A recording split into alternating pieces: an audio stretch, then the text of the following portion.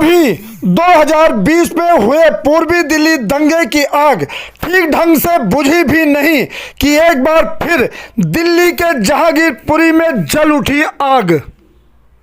नमस्कार, शासन पक्ष में आपका स्वागत है। मैं हूं आपके साथ डीपी ओझा।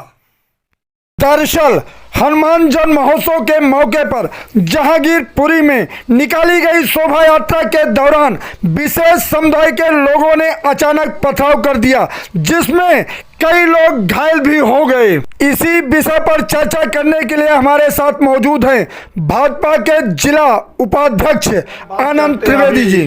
पहले के दंगे से दिल्ली उभर नहीं पाई कि दूसरी बार दंगा हो गया दिल्ली में। ये निरंतर किए जा रहे प्रयोग हैं और पूरे होशो हवास में देश में नरेंद्र मोदी जी की सरकार को बदनाम करने के लिए नरेंद्र मोदी जी के खिलाफ अभियान के तहत जो दंगे हो रहे हैं वो करवाए जा रहे हैं। और दिल्ली के दंगों की अगर बात करें तो हथियार के रूप में बांग्लादेशी और रोहिंग्या घुसपैठियों का इस्तेमाल किया जा रहा है। जो अरविंद केजरीवाल हैं, मनीष सिसोदिया हैं और इनके छोटे मोटे जितने छुटभैये नेता हैं, ये आतंकवाद की फैक्ट्री, दंगे की फैक्ट्री दिल्ली में चला रहे हैं। और आपने देखा होगा कभी एनआरसी के नाम पर, कभी सीएए के नाम पर धरना प्रदर्शन की आड़ में दिल्ली को जलाने की साजिश की गई। और एक बार फिर जब दंगे के लिए इन्होंने चुना तो हनुमान जी के जन्मोत्सव को चुना। इसको गंभीरता से लेने की ज़रूरत है। ये एक छोटी मोटी घटना नहीं है, देश के विरुद्ध बहुत बड़ा युद्ध है और उसमें बांग्लादेशी और रोहिंग्या घुसपैठियों का अहम रोल है।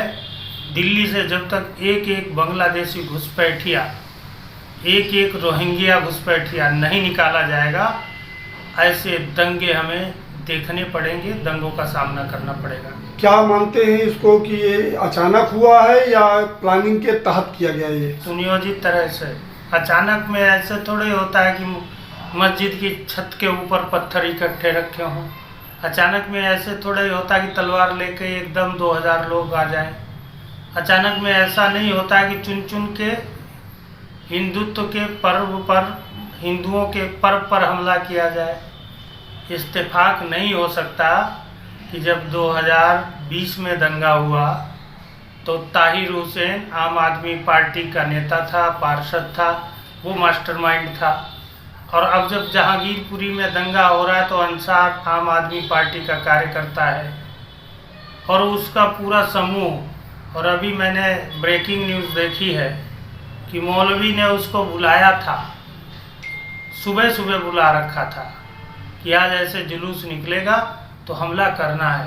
दंगों का प्रयोग, दंगों की फैक्ट्री अरविंद केजरीवाल जी ने चला रखी है, जो बार बार दिल्ली को घायल कर रही है, दिल्ली को लहूलुहान कर रही है।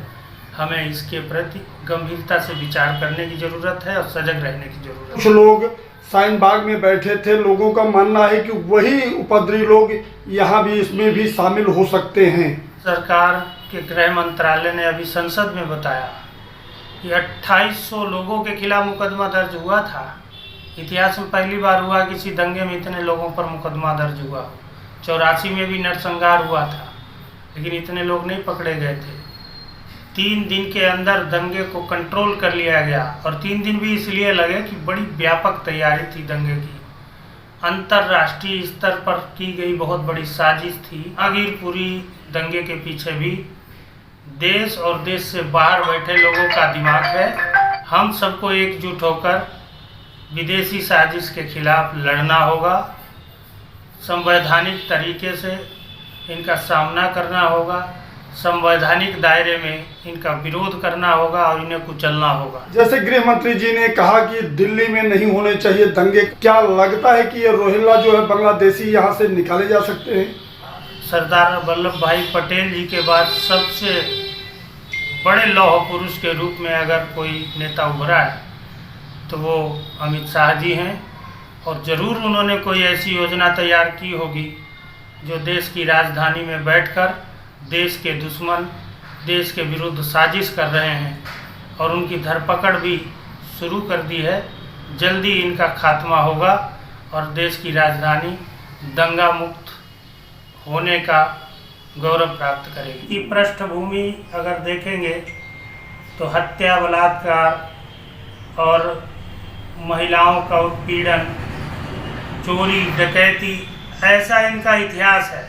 और इस सब से परेशान होकर बुद्ध के देश को भी युद्ध अपनाना पड़ा। तो भारत तो भगवान श्री राम और परशुराम का देश है भाई। इनके खिलाफ कठोर कार्रवाई करने की ज़रूरत है और कठोर कार्रवाई के बाद इन्हें देश से खदेड़ने की ज़रूरत है। तभी दिल्ली में शांति स्थापित हो पाएगी, तभी दिल्ली दंगा मुक्त हो पाएगी। साक्ष्य के आधार पर अंसार को पकड़ा गया तो उसके फोटोग्राफ्स आ रहे हैं विधायक के साथ, वहाँ आम आदमी पार्टी के विधायक के साथ आ रहे हैं और कई धरना प्रदर्शनों में वो साथ दिख रहा है और झाड़ू का पटका लगा के, झाड़ू की टोपी लगा के।